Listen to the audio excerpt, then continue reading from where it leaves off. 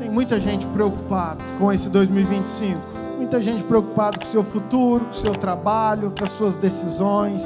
Mas eu preciso te falar algo. Poderoso esse nome é o nome de Jesus. Ah, pastor, mas eu não vejo nada acontecendo. Parece que as portas estão fechando. Querido, o que é uma porta fechada para um céu que é aberto pelo próprio Deus? Nosso Pai não está preocupado com a porta, se Ele tem o céu todo para abrir e ter cuidado de mim e de você.